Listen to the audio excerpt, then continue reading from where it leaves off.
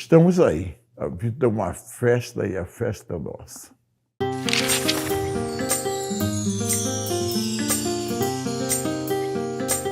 Rubem Confetti é o nome que veio depois. Eu sou Rubem dos Santos. Nasci na Rua Dona Clara, 216, Casa 4, em Madureira. O ano, 7 de dezembro de 1936. Papai Jorge dos Santos, mineiro de São João do Nepomuceno, nasceu a 20 de janeiro de 1898, século XIX, portanto. Mamãe, eu não lembro a data do nascimento.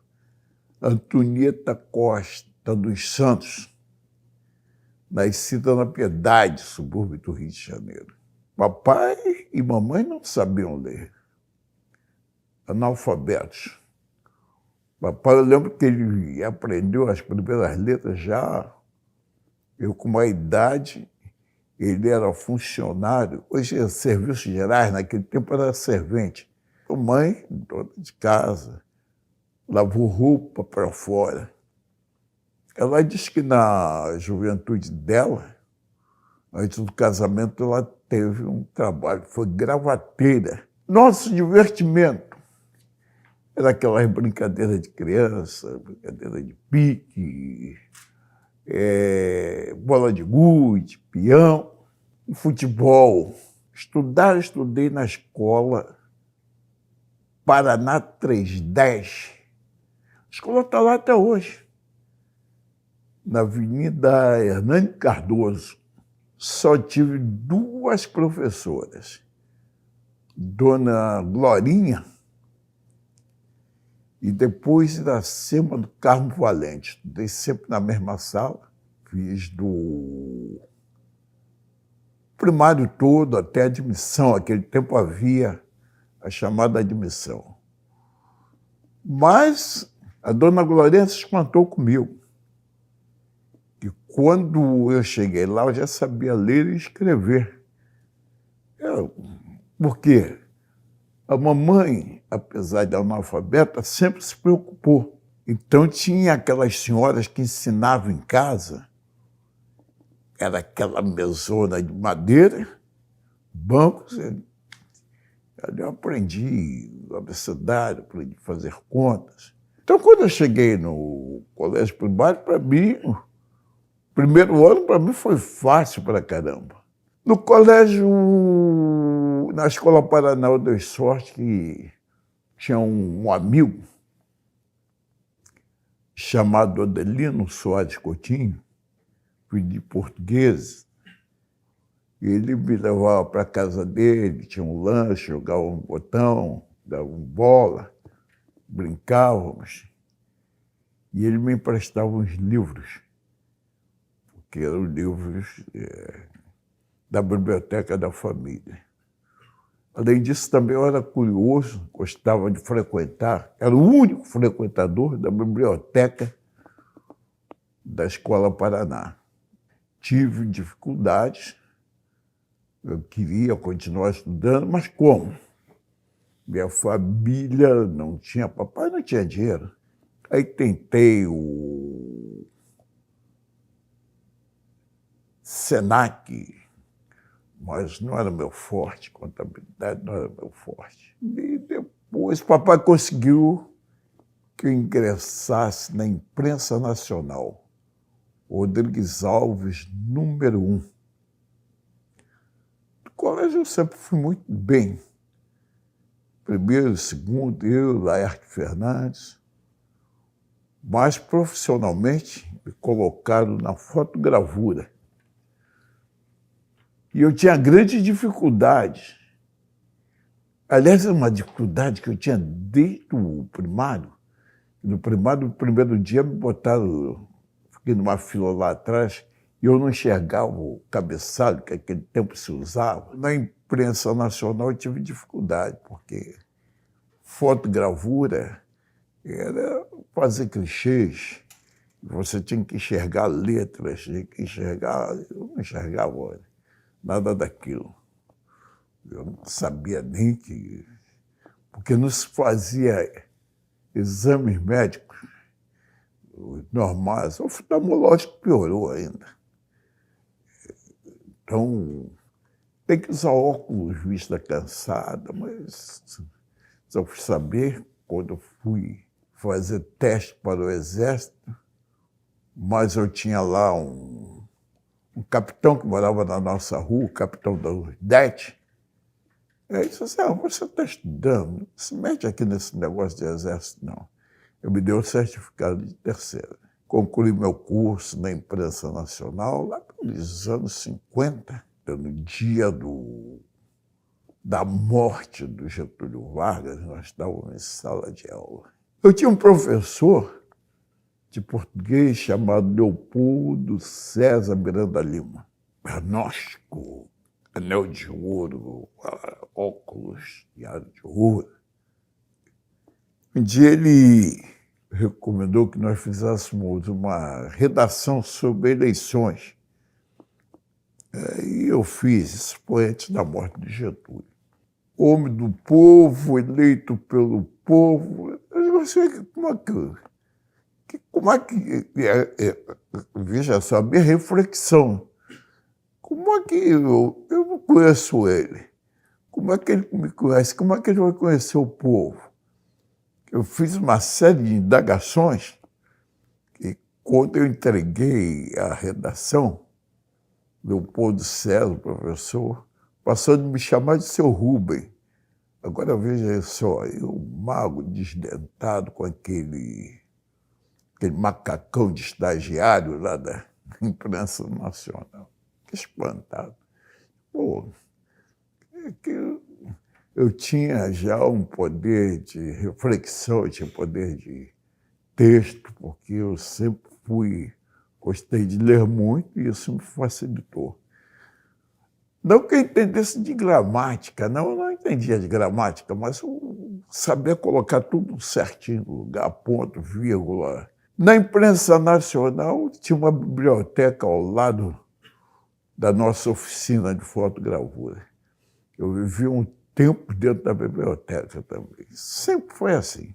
E acabei o curso da imprensa nacional, tentei algumas oficinas de fotogravura, mas não dava muito certo. Não podia, eu não enxergava.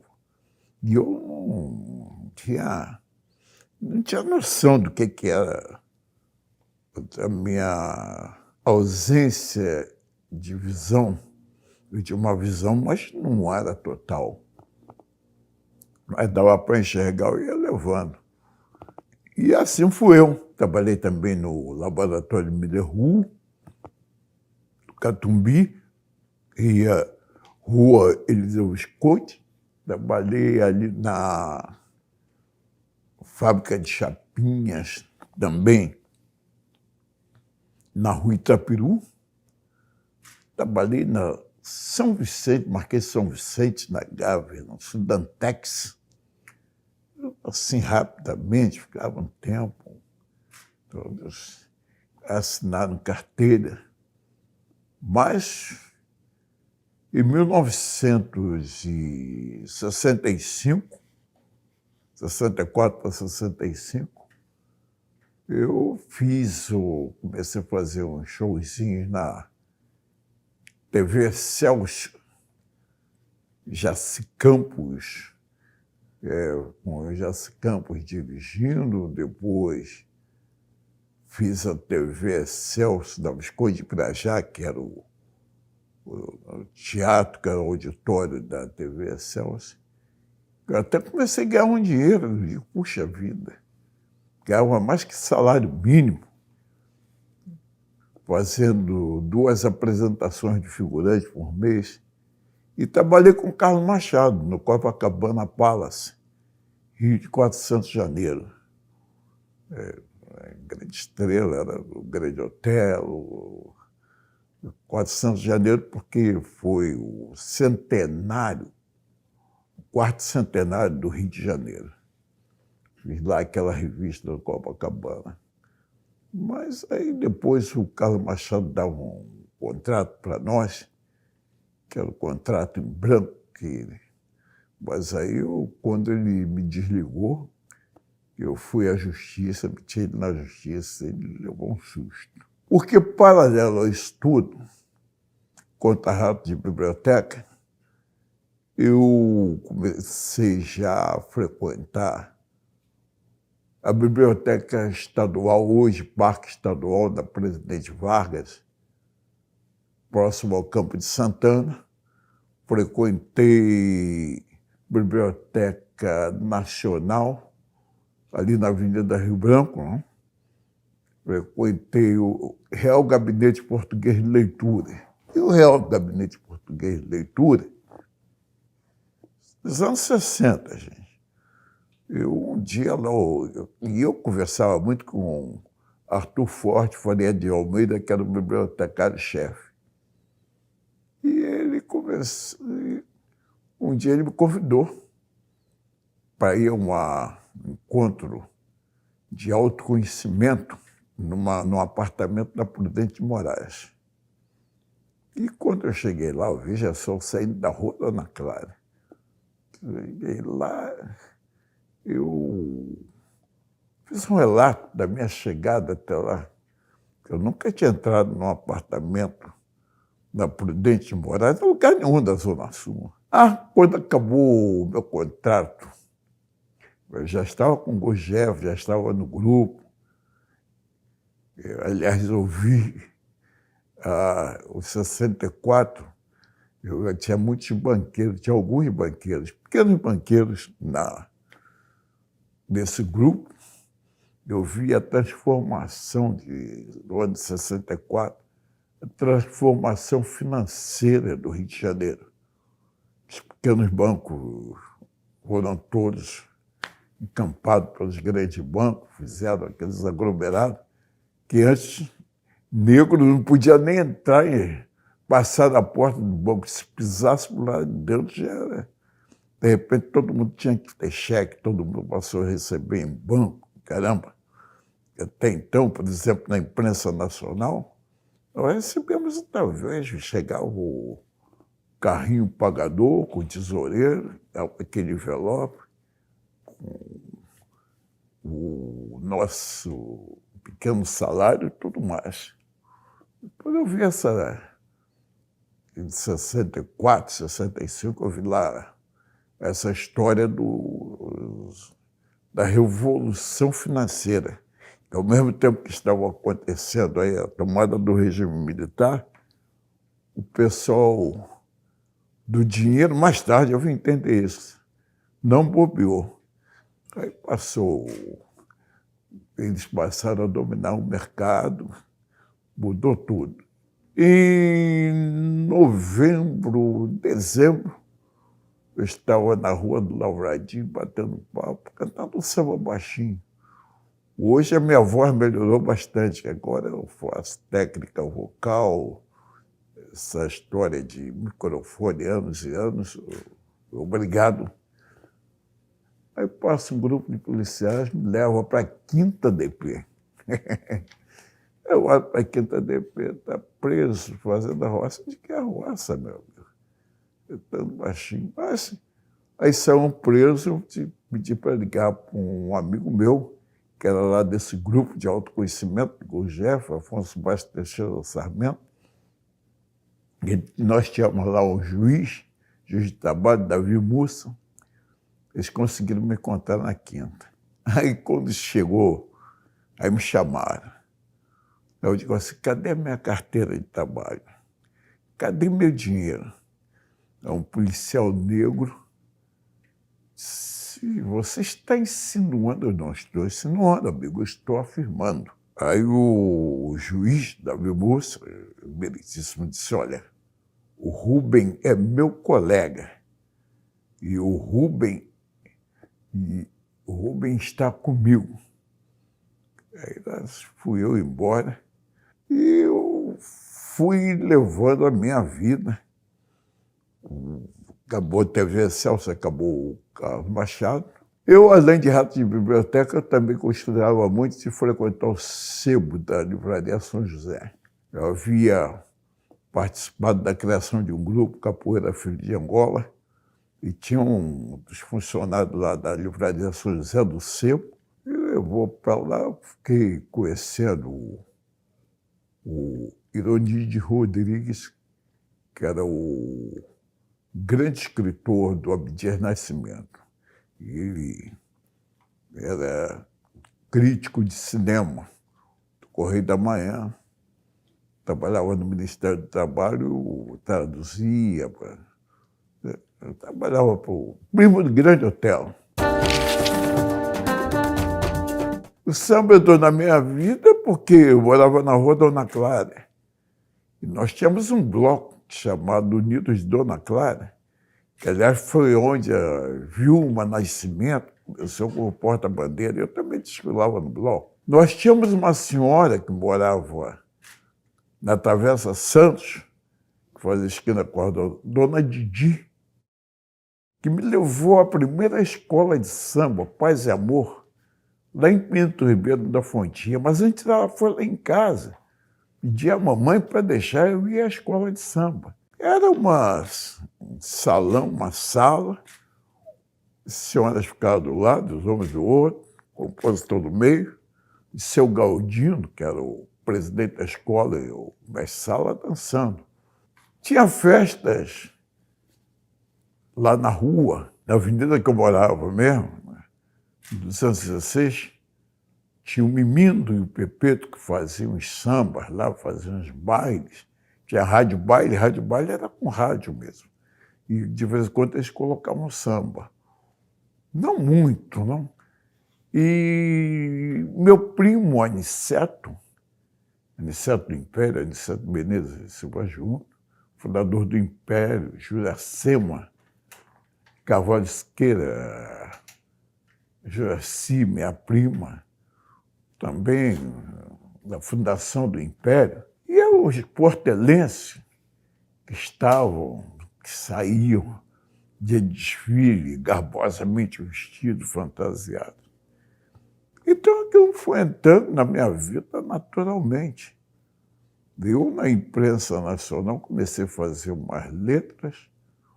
Um dia me levaram, o Ornane Monteiro me levou até a escola de samba Independente da Serra, na Rua Lambari, hoje Rua Antônio Fuleiro. E era a escola de samba do sogro da Dona Ivone Lara. Aliás, eu conheci Dona Ivone naquela época, né? No século passado, na década de 50. Mas a escola não chegou a sair, não, porque chegava um cara, dava 2 tiros para o alto e parava o samba.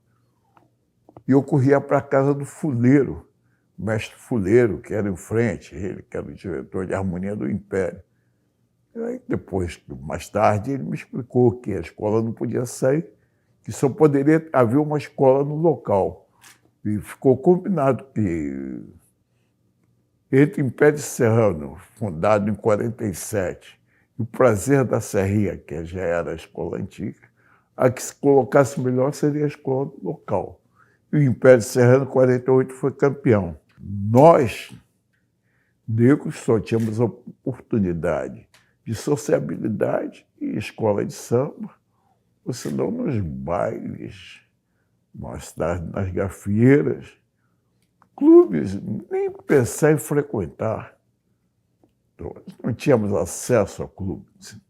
Aliás, há pouco tempo, esses dias eu estava conversando com um amigo negro, o único negro comerciante de Madureira. Ele não conseguiu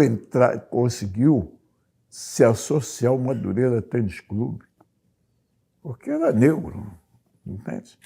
Então o samba era o caminho natural. Eu gostava mais de baile do que de samba. Eu gostava de dançar.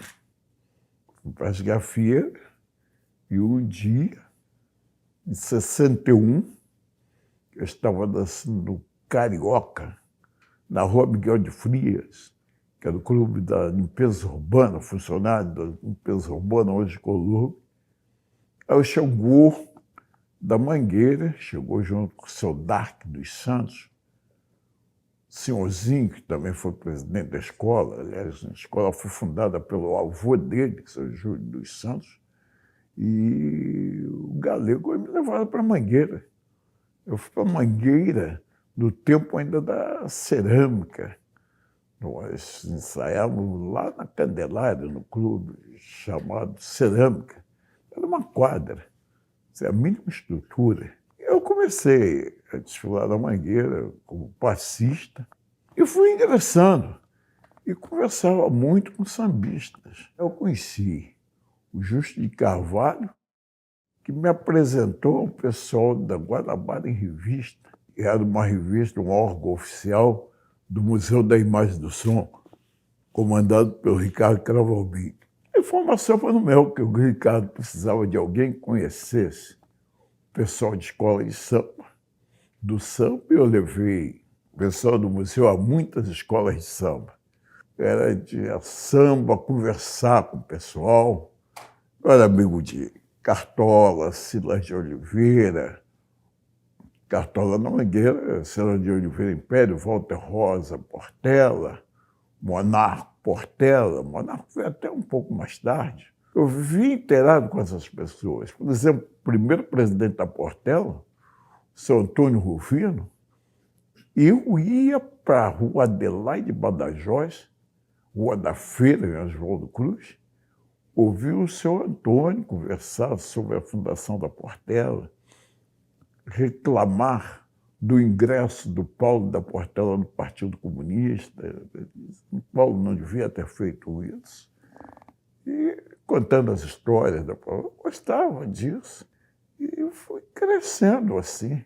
Quer dizer, foi entrando, eu fui naturalmente.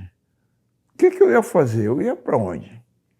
O nosso social era nas escolas de samba e nas gafieras. Gafieira, conheci músicos, participei. Eu conheci, por exemplo, o Paulo Moura, que chegou à orquestra do Teatro Municipal, numa espala de clarinete, misturava baile e samba, estavam sempre misturados comigo. Gafieira e samba. E os livros, né? E os livros, quer dizer, eu consegui fazer uma salada incrível. Consegui fazer uma salada que no final deu certo. A minha chegada ao jornalismo foi o Justo Carvalho me apresentando para o Ricardo, para o pessoal do Museu da Imagem do Som. Eles tinham lá uma revista chamada Guanabara em Revista. Eu comecei a levar sambistas para lá. E aí foi chegando um dia pedindo para fazer um texto, eu escrevi um texto, eles publicaram. Disse, poxa, você sabe escrever. E chegando. Depois veio, já na década de 70, veio o rádio. Eu conhecia o Wilton Berrian, que era da Rádio Continental. Eu e o ator Jorge Coutinho fomos pedir para assistir o desfile de escola de samba. Não assisti nada. Uma camisa para vocês e microfone na mão. Vocês vão me ajudar a narrar o desfile. E mais ou menos na mesma época, eu fui convidado para chegar até a tribuna de imprensa. Eu tinha um amigo do tempo de imprensa nacional, que era meu amigo de trem, mas ele estudava no Pedro II, Celestino Inácio. E ele era um dos críticos de arte na tribuna da imprensa. Ele me levou para lá. Ele me apresentou ao Jorge Guilherme. Aí eu comecei a fazer... Na verdade, talvez eu tenha tido pauta só em 2 artigos que eu escrevi.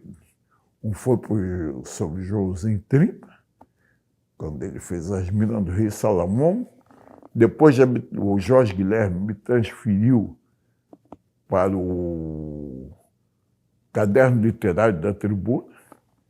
Era Leonor Baceres, que era editora, novelista da Globo. Ela me pediu para escrever sobre o Ney Matogrosso. Depois, praticamente, eu pautei todas as minhas matérias do Caderno Literário da Tribuna. O Jorge Guilherme me deu uma coluna, eu sempre pautei meus artigos.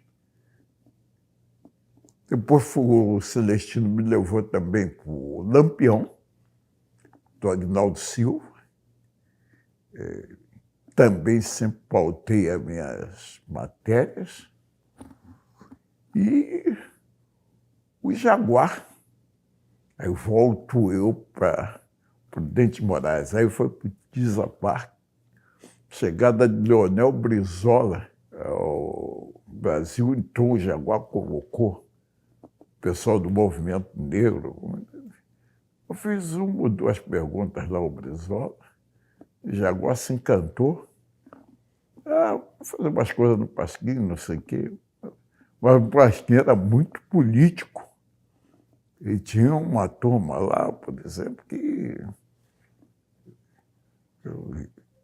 só tinha, acho que negro, só o Ikenga, que era cartunista como Jaguar. E eu só vim trabalhar mesmo no Pasquim, fazer artigos para o Pasquim, quando o Pasquim já estava na Rua da Carioca. Jaguar comandando ali, eu também já estava com a prática da tribuna da imprensa, onde eu fiquei 5 anos. Então, eu fui chegando, fui entrando.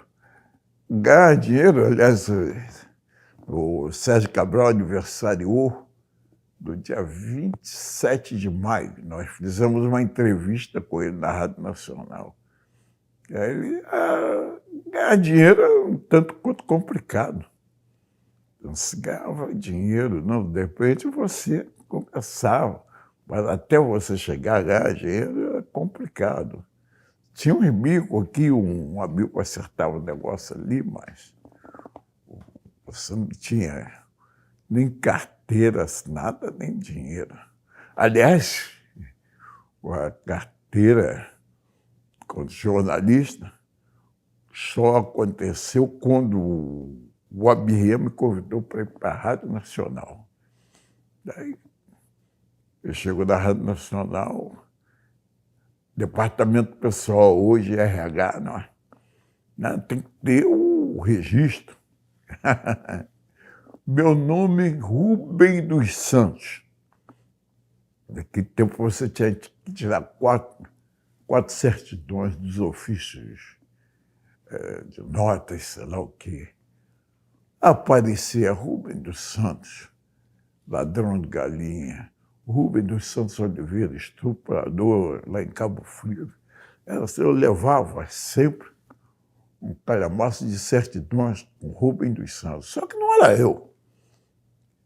E eu não conseguia de jeito nenhum o registro. Aí eu resolvi apelar para o delegado regional de trabalho. E aí o chefe de gabinete, que não me deixava entrar para conversar com o delegado, eu coloquei ele chamado de certidões. Certo dia eu estou sentado lá na sala, quem chega? Carlos Alberto de Oliveira. Ele era presidente do Sindicato Jornalista. Disse, o que você está fazendo aqui? Eu digo, eu quero conversar com o delegado, porque eu trabalho de jornalismo há muito tempo, mas nunca tive registro. Aliás, era comum.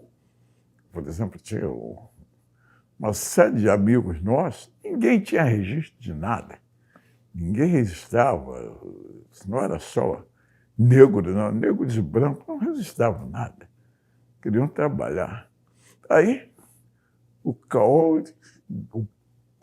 O chefe de gabinete ficou pálido quando viu o carro.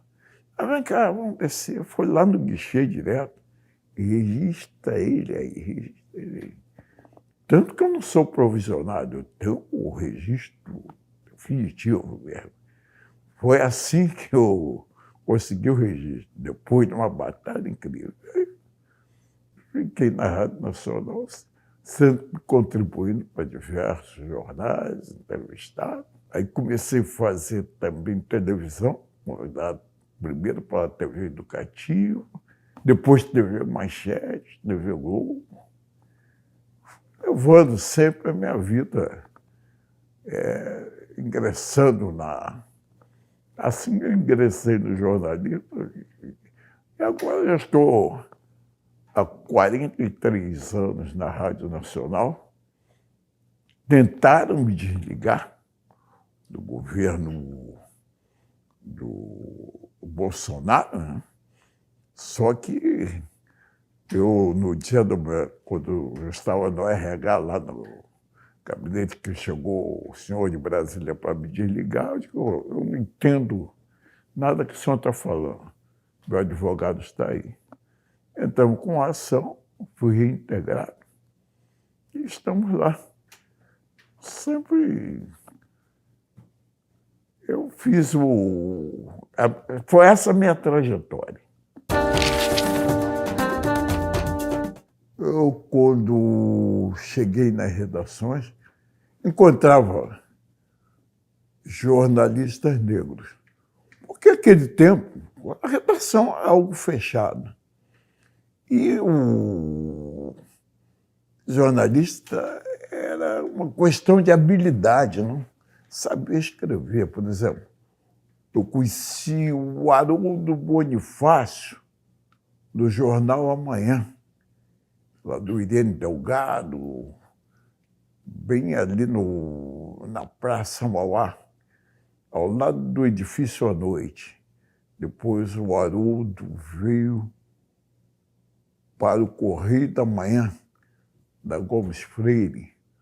Nós tínhamos o Valcir Araújo, que também assinava no jornal O Globo. Nós tínhamos o Zé Carlos Rego, também no jornal do Correio da Manhã. Eli de Miranda, lá no Diário de Notícias, na Rua da Constituição. Tinha os jornais, por exemplo, a Gazeta de Notícias tinha muitos negros, mas não pagavam. E eles usavam somente para dar notas de festas, e eles promoviam festas e ganhavam seu dinheiro ali. Ali tinha muitos jornalistas, muitos negros. Se eram jornalistas ou não, eu não sei. Se tinham registros ou não, nome de jornalista, tudo bem. Também tinha muitos negros que participavam contra o repórter policial, porque os presos eram principalmente negros, não? Porque, por exemplo, você ganhava uma vadiagem, segunda, terceira, você já descia para o tribunal. E quando você descia para o tribunal, o que acontecia? Você acabava recebendo, ia parar na penitenciária. Então, por isso que a população negra era muito grande dentro das penitenciárias. Conheci uma série assim, por exemplo, Valdinado Ranulfo era policial, escrivão de polícia e jornalista, mas todo voltado para a página de crime. Tinha, inclusive, pessoas brancas também, mas todos muito voltados para a página de crime, porque o negro, para eles, era crime. Nós tínhamos muitos companheiros negros. O Ivan Costa, por exemplo, no Jornal do Brasil, ainda na Avenida Presidente Vargas, ou Presidente Vargas, Avenida Rio Branco, veja só. O Sebastião Copeba. Sebastião Copeba, ele saiu daquele grupo que o Ed Miranda criou, que foi setorista do Tribunal de Júri, e dali ele partiu. Copeba chegou a Cidadão Samba, a CC. Mas o Ailton Assis, meu parceirinho na Tribuna da Imprensa, Ailton Assis tinha uma passagem. Ailton era do escritório da Tribuna da Imprensa. O Jorge Guilherme, que aliás também foi quem me levou para... era o meu secretário na Tribuna da Imprensa e depois me recepcionou lá na Rádio Nacional, levou Ailton Assis para a redação. Sempre houve negros na redação. A redação não tinha isso. A redação era habilidade, era saber fazer, era criatividade. Eu considero que foi um tempo muito bom, mas tinha um problema, né? Tinha um problema porque você tinha um pessoal do Partidão, do Partido Comunista, que te olhava com a cara, que eles achavam como... Tinha a maioria dos dirigentes do pessoal do Partido Comunista era classe média. Eu até discutia muito com eles, eu dizia assim, vocês conhecem Caxias, Campo Grande, já foram a Itaboraí? Os caras não iam a lugar nenhum, ficavam discutindo muito em mesa de bar, muito, sabe, dentro do partido. Aliás, eu tinha um amigo, Geraldão foi deputado federal por São Paulo. E ele era amigo do pessoal lá em Moscou, do Kremlin, e ele dizia, Confete, dentro do Partido Comunista, é amigo de Prestes, dentro do Partido Comunista, alguns dizem até para mim, pois é, Geraldão, quando a polícia chegar, nós temos dinheiro para sair do país, e você, como é que vai ser? Então, o negro não tinha uma boa posição, não. Aliás, nós tivemos um problema, né? O Paulo da Portela era do partido. Ele foi até ao cartório do pai do João Saldanha, querendo levar, para provar que o samba era cultura. Aí o pai de João Saldanha, eu não vou não, me leva o meu filho. Quer dizer, nos anos 30, João Saldanha disse, não, Confete, eu fui lá, eu gostei, fiquei em Portela, eu fui ao Evaldo Cruz. João Saldanha deve ser um menino bastante jovem naquela época. Talvez o primeiro branco classe média do Partido Comunista a chegar na Portela, porque ninguém ia lá, né, mesmo, era muito longe. Mas eu conhecia esse pessoal todo e posso dizer a vocês, todos gostavam que se colaborasse com o caderno de crimes, o que se sabia, porque o negro, que é o criminoso do Rio de Janeiro naquele tempo, era negro. Mas o jornalismo foi mudando, não? Eu, por exemplo, peguei essa parte do jornal, rádio e televisão, e depois o jornalismo vem crescendo hoje, as novas plataformas, mídias, e nós temos um outro espaço. Eu fico um tanto quanto temeroso, porque, como naquela época, hoje está pior. Todo mundo está escrevendo essa coisa do virtual, da tecnologia, todos estão escrevendo. Então, mistura muito, não? Quem é jornalista com quem não é. E, para mim, Eu sempre fui da comunicação social. Comunicação virtual comunicação social, sim. Você tem que ir à fonte, tem que saber, tem que conversar. A comunicação virtual, a tecnologia, está na frente da comunicação social. E não dá certo, não dá certo. Eu sou ouvinte de rádio jornalismo. Então, eles estão fazendo rádio-jornalismo para meia dúzia.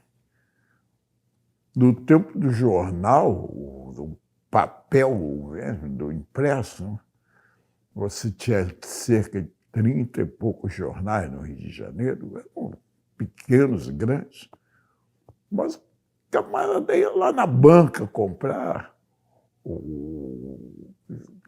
e lia. Agora desapareceu. Parece que você só tem uma parte de uma comunidade com certo poder aquisitivo, com uma intelectualidade para saber. Não se tem, mas... Aliás, eu perguntei ao João Saldanha um dia, eu digo ao Saldanha, como você, filho de advogado, com uma formação universitária, um acadêmico, você escreve isso assim, o confete. Eu só uso 90 palavras porque eu escrevo para o povo. Quem me lê é o povo. Aliás, uma outra história que nós temos que esclarecer bastante quanto a essa comunicação virtual é o seguinte: quem lê é o povo. Sabe, o cara que mora em Caxias, São João de Meriti, Maricá. Rádio, então, está terrível. Né? Você ou tem os pastores, ou tem o pessoal vendendo produtos do supermercado,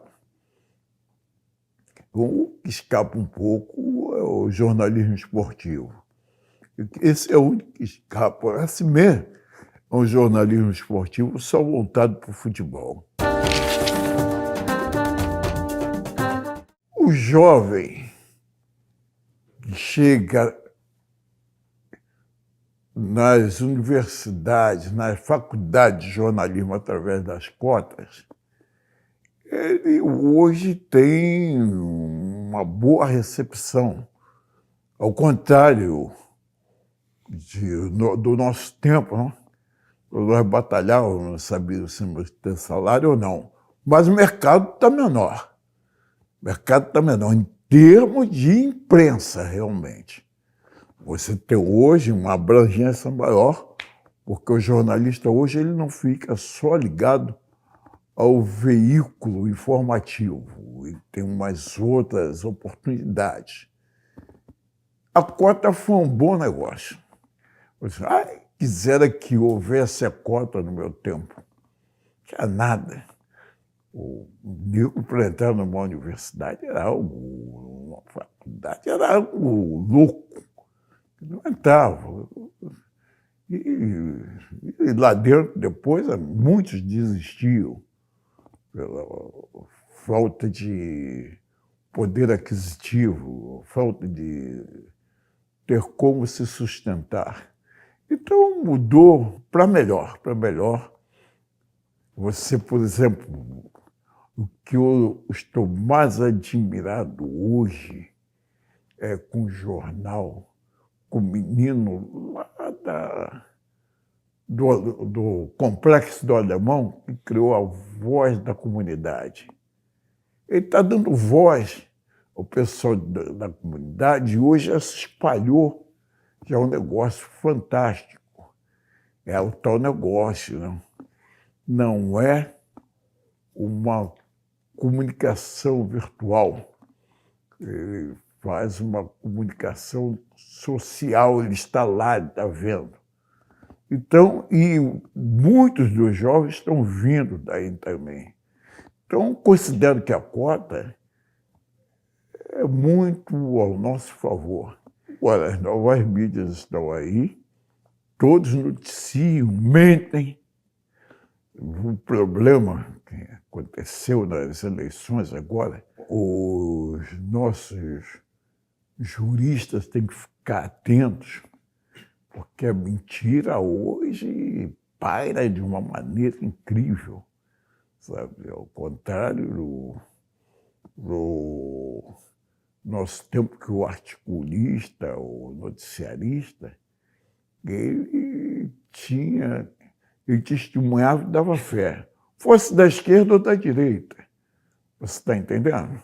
Você podia ter lá o Carlos Lacerda de um lado, João Pedro Neto do outro, mas todos tinham. Hoje não. Hoje, para mim, essa comunicação virtual virou uma tremenda bagunça, uma esculhambação mesmo. Porque o cara diz o que quer, mente da maneira que bem entende, ele não tem argumentos. Não é mais uma reflexão para a esquerda, para a direita, para o centro, para o alto, para baixo. Não, é mentiras, são mentiras. Sabe? Assim o cara planta e aquilo se espalha de uma maneira que vira uma loucura. Há de haver uma regulamentação de tudo isso, porque senão, sabe, o cara não tem o mínimo pudor e vai jogando e tudo bem.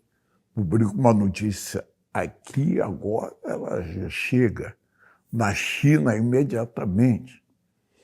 Antigamente, eu sou do tempo do contínuo. Fazia matéria, o contínuo corria para cá, para lá, aí revisou, não sei o quê, até chegar na oficina. Hoje não, já vai direto. Você faz a matéria, já cai, agora também. Os meninos têm que cuidar mais do que escrevem, não? Porque de quando em quando você encontra notícias truncadas e tudo mais.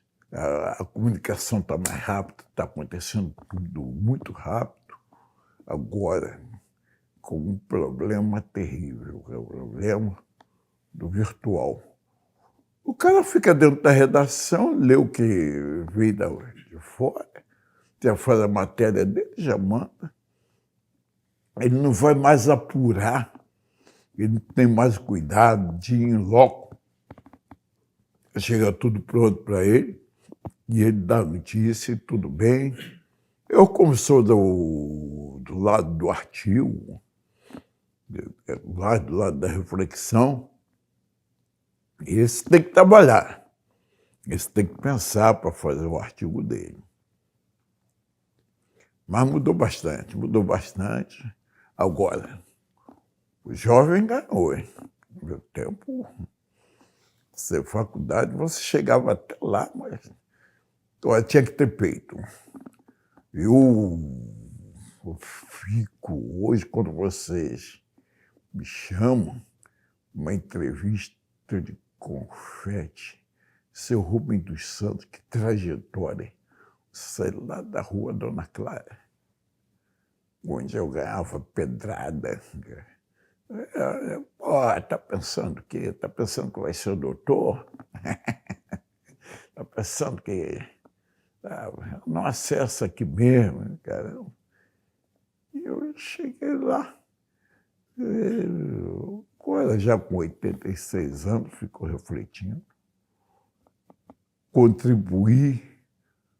Já desse me perguntaram assim, mas você tem toda da imprensa, lá de Peão, Pasquim. Eu digo assim, havendo espaço, eu metia a convite, sempre a convite, metia lá meus artigos. E, principalmente, divulgando a nossa comunidade. E também o que me deixou muito preocupado, por exemplo, que em 1983, elas estão fazendo aí 40 anos, fui convidado para ir até a Faculdade L. Alonso falar de samba e carnaval. Fui eu, o técnico do Bangu, na época, Moisés Xerife, e meu companheiro de bancada na Rádio Nacional, Arlênio Lívio. E eu, na Hélio Alonso, o Castor de Andrade estava lá, porque a filha dele estudava jornalismo na Hélio Alonso, ali em Botafogo. Eu pedi licença, digo assim, ô, doutor Castor, com licença, já que o senhor não está aí, porque eu avisei a turma, eu digo, olha, vocês têm que seguir a linha editorial do veículo de comunicação, onde vocês estiverem trabalhando.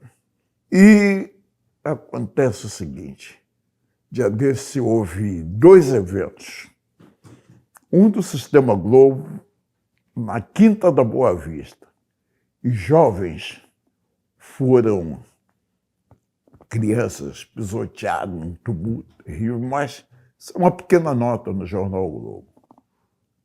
Em contraposição, lá no Campo do Bangu, houve um jogo de futebol feminino. E o juiz, era um jogo Bangu e Radar, o juiz prejudicou muito o Bangu. E o doutor Castor e os amigos dele não gostaram, saíram correndo atrás do juiz. Essa cena foi repetida 17 vezes na Globo. E a outra notícia da Quinta da Boa Vista não se tem notícia. Não se teve notícias maiores. Como é que você sabe? Eu tenho que apurar, ficar atento, não, doutor. Senão, como é que eu vou ver? Eu considero dever cumprido os espaços que eu usei em prol da comunidade. Vingou. É claro, eu não posso mexer com tudo, né? Até hoje eu tive capacidade, eu tive oportunidade. Até onde eu tive oportunidade, eu fui. Pois é, nós, nesses anos todos, desde 75, né?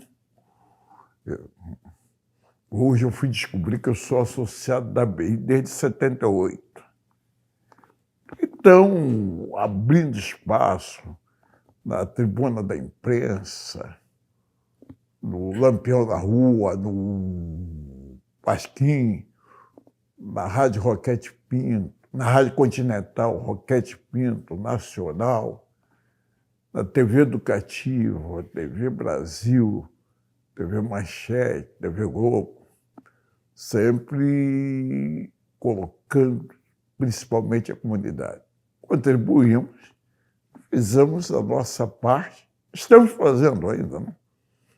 Na Rádio Nacional atualmente, aliás, atualmente eu não sou só da Rádio Nacional, eu sou da EBC, porque eu faço nacional, faço a Rádio MEC e a TV Brasil. Então, para nós, a vida é uma festa e a festa é nossa.